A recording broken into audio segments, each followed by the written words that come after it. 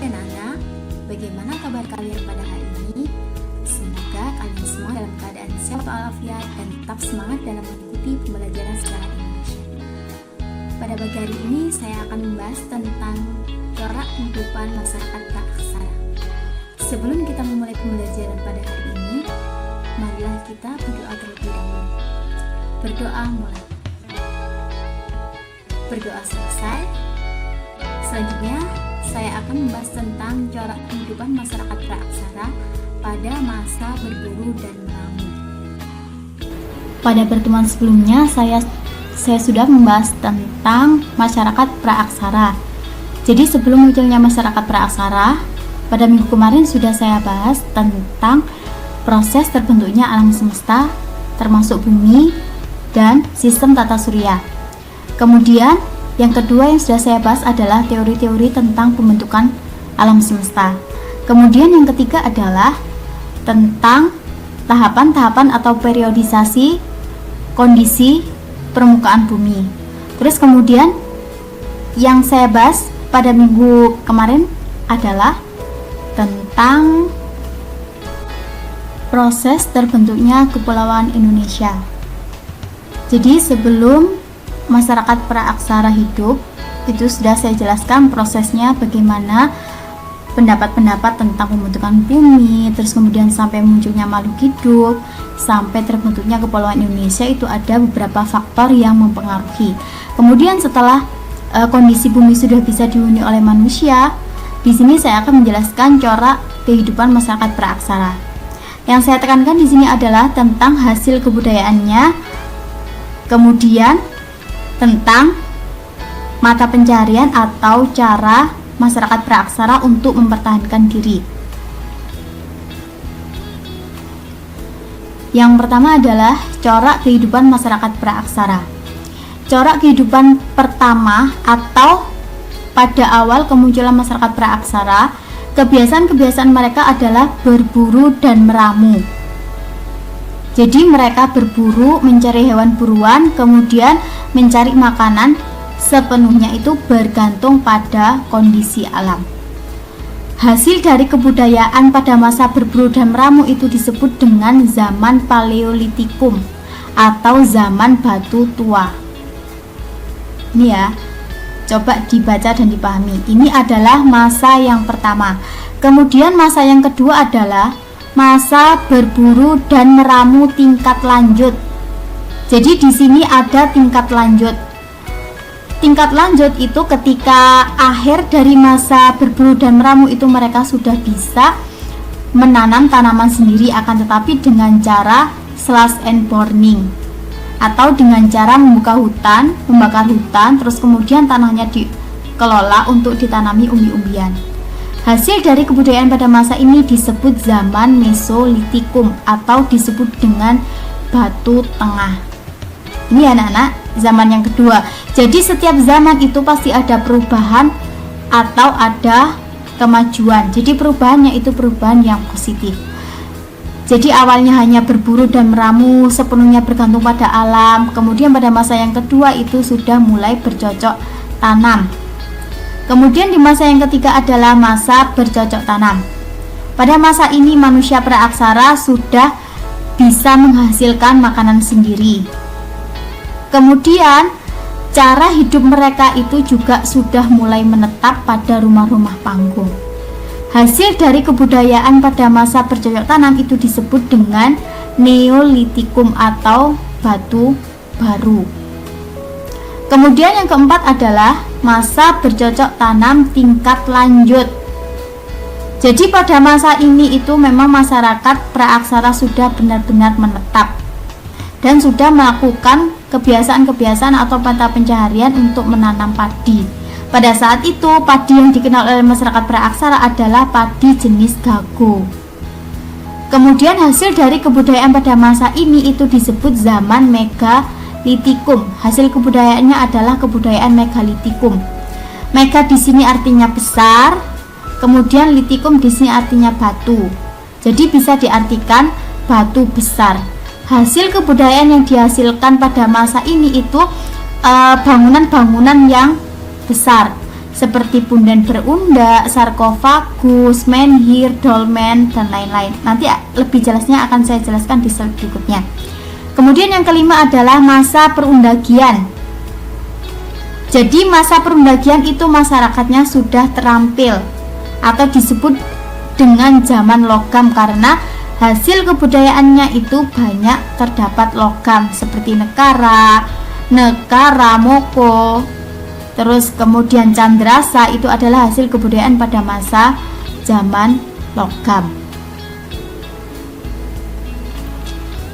Ya, saya akan membahas yang pertama adalah masa berburu dan meramu atau yang disebut dengan zaman Paleolitikum. Jadi masa ini itu terjadi sekitar 12.000 sebelum Masehi. Itu manusia praaksara masih berburu dan meramu. Jadi ini adalah bentuk adaptasi pertama yang dilakukan oleh masyarakat praaksara. Jadi semua manusia yang hidup pada masa ini itu mempertahankan diri dengan cara berburu dan meramu. Hewan-hewan di sini yang diburu adalah hewan-hewan besar seperti gajah, mamut, terus kemudian rusa. Jadi bisa dilihat ya anak-anak, ini adalah ilustrasi dari kehidupan masa berburu dan meramu. Kemudian yang di sini adalah hasil kebudayaan dari masa berburu dan meramu. Nanti untuk lebih jelasnya akan saya jelaskan di slide berikutnya. Ciri-ciri masyarakat pada masa berburu dan meramu yang pertama adalah bergantung sepenuhnya pada alam. Jadi hidup mereka seperti makanan, kemudian tempat tinggal itu bergantung pada alam, kondisi alam. Jadi makanya kemudian ketika mereka berpindah tempat tinggal itu mereka mencari tempat yang memang di situ ada sumber makanannya. Seperti mereka biasanya arusnya itu sesuai dengan arah dari atau arus dari hewan buruan. Jadi ketika hewan-hewan buruan itu pergi ke arah mana, itu masyarakat praaksara juga mengikutinya seperti itu. Terus kemudian yang kedua adalah berburu hewan untuk bertahan hidup. Jadi memang sepenuhnya itu bergantung pada alam. Mereka tinggal itu biasanya dekat dengan sumber air dan dekat dengan sumber makanan. Terus kemudian yang ketiga adalah nomaden. Nomaden itu mereka hidup secara berpindah-pindah. Jadi memang belum mengenal tempat tinggal yang permanen atau sedenter, belum dikenal. Tapi mereka berpindah-pindah dari satu tempat ke tempat yang lain untuk mencari sumber makanan. Kemudian yang keempat adalah hidup dalam kelompok-kelompok kecil. Jadi mereka itu selalu hidup berkelompok. Jadi seperti ini ya ilustrasinya. Tujuannya untuk apa? Tujuannya adalah agar saling melindungi ketika ada hewan buruan. Saling melindungi ketika ada hewan buas. Jadi saling membantu ketika mereka berburu hewan.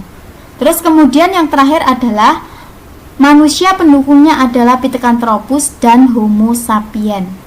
Jadi Pithecanthropus itu adalah manusia yang muncul pertama kali. Kemudian Homo sapien itu adalah manusia yang sudah cerdas seperti kita saat ini. Jadi seperti itu ya anak-anak. Jadi kecerdasannya itu sudah hampir seperti manusia pada masa kini.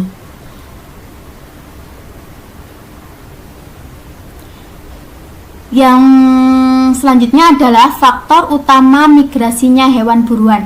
Jadi ketika hewan-hewan buruan itu bermigrasi atau berpindah tempat, otomatis manusia praaksara di situ juga mengikuti arah di mana hewan buruan itu berpindah. Faktor utama dari migrasinya hewan-hewan buruan itu yang pertama adalah adanya perubahan iklim. Jadi adanya perubahan iklim yang biasanya itu sangat ekstrim itu membuat hewan buruan berpindah tempat karena tidak bisa menyesuaikan dengan iklim, perubahan iklim. Misalnya seperti ini ya, ketika ada kemarau yang panjang, kemudian membuat alam itu menjadi padang rumput. Ketika alam itu menjadi padang rumput, otomatis sumber air itu juga menjadi kering. Kemudian hewan-hewan buruan yang membutuhkan air, otomatis dia akan bermigrasi ke tempat yang menghasilkan air. Begitu juga ketika musim hujan yang berkepanjangan, itu suhu lingkungan itu juga akan menjadi sangat dingin. Jadi hewan-hewan yang tidak bisa bertahan di suhu yang sangat dingin itu juga akan melakukan migrasi. Jadi seperti itu. Kemudian yang kedua adalah faktornya adalah bencana alam.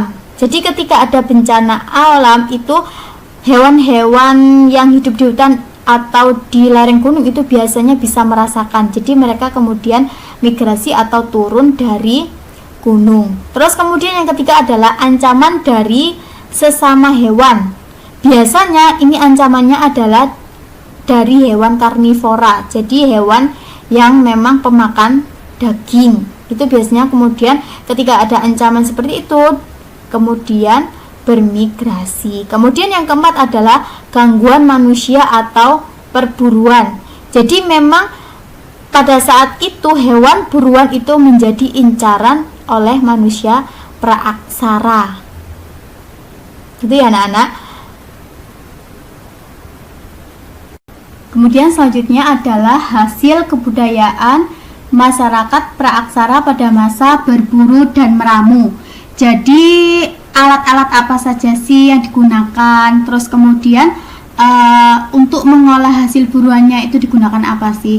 Jadi ketika mereka berburu itu tidak menggunakan tangan kosong, tapi mereka itu menggunakan alat-alatnya dari apa? Alat yang dihasilkan pada masa ini itu disebut dengan alat paleolitikum atau hasil kebudayaan paleolitikum. Artinya itu batu tua. Jadi sesuai dengan perkembangan otak manusia praaksara pada saat itu yang masih terbatas, alat yang mereka gunakan juga masih sangat sederhana, yaitu alat-alat dari batu, kayu, dan tulang binatang yang masih kasar. Kemudian temuan dari alat-alat dari batu itu yang ditemukan di Indonesia itu paling banyak berupa kapak, kemudian alat-alat serpi, kemudian alat-alat dari tulang. Selanjutnya untuk masing-masing alat atau gambarnya akan saya jelaskan di slide berikutnya. Jadi yang pertama atau alat yang digunakan pada masa berburu dan meramu adalah kapak perimbas. Jadi ini ya anak-anak ya, gambar dari kapak perimbas itu memang belum diasah. Jadi seperti batu kemudian diapakan yaitu ya, ditetei atau dipukul-pukul lah seperti itu hingga membentuk runcing seperti ini. Jadi alat ini atau kapak perimbas ini digunakan untuk menebang pohon, merimbas atau menghaluskan kayu dan memotong tulang. Jadi kapak perimbas ini itu sejenis kapak genggam. Cara menggunakannya itu dengan cara digenggam. Teknik pembuatan kapak perimbas ini itu biasanya masih kasar. Kemudian selain itu tidak mengalami perubahan dalam waktu perkembangan yang panjang. Jadi tetap seperti ini. Jadi ketika masa praaksara, karena otak masyarakat praaksara atau manusia pendukung pada masa ini juga otaknya belum secerdas Homo sapien, akhirnya mereka dalam menggunakan alat atau dalam membuat alat juga sangat sederhana. Kemudian yang kedua adalah alat serpih atau yang disebut dengan flex. Jadi flex ini digunakan untuk mengupas makanan, kemudian menguliti hewan, mengiris daging buruan, dan memotong umbi-umbian. Temuan alat serpi ini itu banyak ditemukan di daerah Sragen, Jawa Tengah. Jadi karena pada masa itu banyak ditemukan fosil-fosil masyarakat praaksara di daerah Jawa Tengah. Kemudian yang melakukan penelitian terhadap flex itu adalah Van Kenniswold yang menemukan flex di Jawa Tengah itu sekitar tahun 1934. Jadi biasanya penemuan alat-alat serpih ini itu biasanya bersamaan dengan kapak perimbas. Jadi banyak ahli berpendapat bahwa flex itu adalah pecahan-pecahan dari kapak perimbas atau sisa-sisa pecahan dari kapak perimbas. Kemudian hasil kebudayaan atau alat yang digunakan pada masa berburu dan meramu yang terakhir adalah alat tulang. Jadi alat tulang ini termasuk kebudayaan Ngandong karena banyak ditemukan di wilayah Ngandong. Kemudian terbuat dari sisa-sisa tulang hewan buruan. Jadi hewan buruan yang sudah diperoleh, kemudian dagingnya itu dikonsumsi, tulang-tulangnya itu digunakan sebagai alat. Seperti yang runcing ini itu biasanya digunakan untuk menusuk hewan buruan, ya. Terus kemudian selain itu, jadi fungsinya itu hampir sama dengan pisau atau belati. Kemudian fungsi lain dari alat tulang ini itu adalah untuk mengorek ubi-ubian atau keladi. Kan ubi-ubian dan keladi itu kan tertanam di dalam tanah. Jadi kemudian untuk menggalinya itu digunakan alat dari tulang. Jadi selain digunakan hal-hal yang sudah saya sebutkan tadi, itu juga digunakan untuk menangkap ikan. Jadi untuk menusuk ikan. Jadi seperti itu ya. Jadi tahapan-tahapan atau corak kehidupan masyarakat praaksara yang pertama adalah berburu dan meramu. Jadi istilah lain dari meramu itu adalah mengumpulkan makanan yang memang hewan buruan dan makanannya itu murni berasal dari alam. Kemudian pada pertemuan selanjutnya saya juga akan menjelaskan tentang masa atau corak kehidupan masyarakat praaksara yang kedua, yaitu bercocok tanam tingkat awal atau yang disebut dengan berburu dan meramu tingkat lanjut. Hasil kebudayaannya disebut juga dengan hasil kebudayaan zaman Mesolitikum. Kemudian pada pertemuan selanjutnya saya juga akan menjelaskan corak kehidupan masyarakat praaksara pada tahap-tahap berikutnya. Demikianlah tadi pertemuan pada pagi hari ini. Sebelumnya saya ucapkan terima kasih. Jika kalian kesusahan menghubungi saya, bisa DM saya di Facebook, Instagram, atau WA saya di nomor handphone saya. Terima kasih. Wassalamualaikum warahmatullahi wabarakatuh.